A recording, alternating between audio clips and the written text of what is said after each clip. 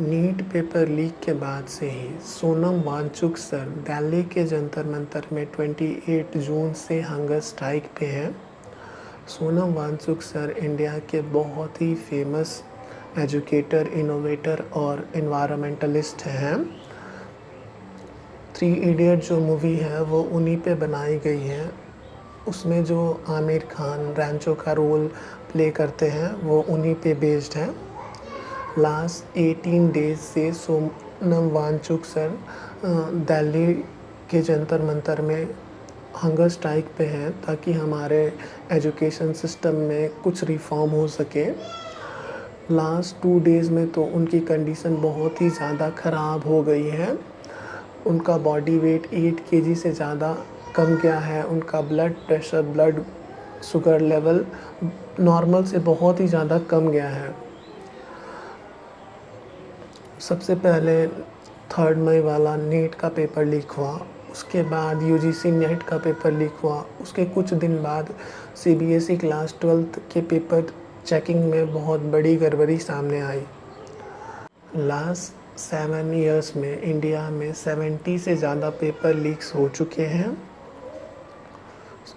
Sonam Wangchuck sir किसी भी political party से जुड़े नहीं हैं। वो बस सिस्टम से अकाउंटेबिलिटी, जवाबदेही चाहते हैं। नीट एग्ज़ाम बहुत ही हाई स्टेक एग्ज़ाम है। उस एक पेपर पे बच्चे की कई साल की मेहनत डिपेंड करती है। बच्चे का फ्यूचर, उसके फैमिली का फ्यूचर बस उस एक पेपर पे डिपेंडेंट होता है। मैंने खुद नीट 2022 दिया था जिसमें मैंने 511 स्कोर किया था। उसके बाद नीट 2023 में 541। उसके बाद 2 साल मेहनत करने के बाद मुझे जब समझ आया कि नीट एग्ज़ाम क्या डिमांड करता है, फिर मैंने बहुत मेहनत किया और नीट 2024 में मेरे 614 मार्क्स आए। नीट 2024 तक नीट का कट ऑफ 600 के आसपास जाता था, पर नीट 2024 में पेपर लीक होने के कारण सडनली कट ऑफ 650 प्लस हो गया। तो इतनी मेहनत करने के बाद मुझे कुछ नहीं मिला। वो एक मेडिकल सीट जो मुझे मिल सकता था वो पेपर लीक के कारण किसी पेपर लीक वाले बच्चे को मिल गया। तो जब नीट 2024 का कट ऑफ 650 चला गया तो सरकार पे बहुत ज़्यादा सवाल उठाए गए, बहुत ज़्यादा एलिगेशंस लगाए गए कि एक ही साल में सडनली 50 मार्क्स प्लस का जंप कैसे आ गया। फिर जब नीट 2025 का पेपर आया तो सरकार ने एक तरह से बच्चों से बदला ले लिया। बहुत ही ज़्यादा डिफ़िकल्ट लेवल का पेपर बना दिया। ऐसा क्वेश्चन दिया कि ऐसे क्वेश्चन जो नीट में अभी तक आए ही नहीं थे। ऐसे बच्चे जिन्होंने लास्ट ईयर बहुत ही अच्छा परफॉर्म किया था, इंक्लूडिंग मी, वो उस पेपर को कर ही नहीं पाए। बहुत ही ज़्यादा lengthy language wise question, calculation wise बहुत डिफ़िकल्ट क्वेश्चन दे दिए जो कि 1 मिनट में सॉल्व नहीं होने वाला था। फिर नीट 2026 का पेपर हुआ, 3 मई वाला। पेपर बहुत सही था। ऐसा पेपर जो कि नीट में हर साल आता था वैसा ही पेपर था। मैंने पूरी साल मेहनत की थी और उस पेपर में मैंने 685 स्कोर किया। मेरा स्कोर काफ़ी अच्छा था, उसमें अच्छी रैंक आती, आराम से मुझे कोई बहुत अच्छा कॉलेज, इवन एम्स मिल जाता। उसके 1 वीक तक मैं खुश था क्योंकि मेरा सिलेक्शन हो रहा था और अचानक से गवर्नमेंट अनाउंस करती है कि ये वाला पेपर लीक हो गया और अब पेपर हम कैंसिल कर रहे हैं। वो सिचुएशन मैं बता नहीं सकता कितना टफ़ था उस चीज़ को सर्वाइव कर पाना। 1 वीक तक तो मैं सोच रहा था क्योंकि मैंने इतने डाउन फेजेस देख लिए हैं नीट एग्ज़ाम में कि वापस मैं कर पाऊँगा रीनीट वाला पेपर या नहीं कर पाऊँगा। और पेपर का कुछ अता पता नहीं है। नीट 2025 जैसे डिफ़िकल्ट क्वेश्चन दे दिए तो सॉल्व हो पाएगा या नहीं हो पाएगा। इसी दौरान कुछ इन्हीं प्रेशर में कुछ 21 नीट वाले बच्चों ने सुसाइड कर लिया।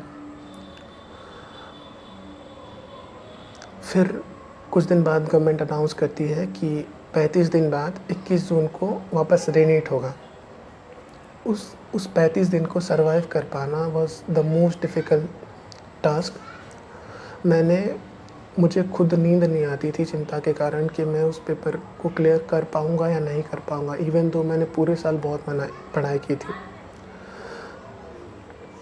उसके बाद नींद ना आने के कारण मैं डॉक्टर से मिला, मैंने मेलाटोनिन वाले नींद के टैबलेट्स लिए और फिर मैं सोता था और सुबह जब उठता था तो वो नींद वाले टैबलेट का असर ख़त्म हो जाए उसके लिए मैं ट्रिपल डोजेज़ में कॉफ़ी पीता था। तो इस तरह से मैंने सर्वाइव किया किसी तरह उस 1 मंथ को। उसके बाद 21 जून वाला दिन आया और अब जब पेपर देने गया तो फिर पेपर देने के बाद जब फिज़िक्स और केमिस्ट्री देखा तो पता चला कि बहुत ही ज़्यादा नेक्स्ट लेवल पेपर पूछ लिया है उन्होंने। फिज़िक्स और केमिस्ट्री इतनी डिफ़िकल्ट पूछ ली है जैसा हिस्ट्री ऑफ नीट में कभी नहीं आया। और उस पेपर में मैं बस 591 स्कोर कर पाया। ये तो मेरी बात है। और मेरा एक दोस्त था जिसने 3rd में वाले पेपर में 600 से ज़्यादा स्कोर किया था। अभी उसके 520 भी नहीं आ रहे, वो फेल हो गया। अब इसमें गलती किसकी है? उन्होंने एक ऐसा पेपर दे दिया जिसमें जो कि लैंग्वेज वाइज़ बहुत डिफ़िकल्ट था, कैलकुलेशन वाइज़ बहुत डिफ़िकल्ट था। और वो बेचारा जिसने नीट में जैसा क्वेश्चन आता है वैसी पढ़ाई कर रखी थी और वो उसको पेपर को ऑब्वियसली सॉल्व नहीं कर पाया। ये पेपर का लेवल अप डाउन क्या कर रहे हैं? तो प्लीज़ आप इस चीज़ को सपोर्ट करिए अपने लेवल पे जितना कर सकते हो, ताकि ये चीज़ जो हमें इस साल फेस करनी पड़ी है वो किसी बच्चे को आगे फ्यूचर में कभी फेस ना करना पड़े।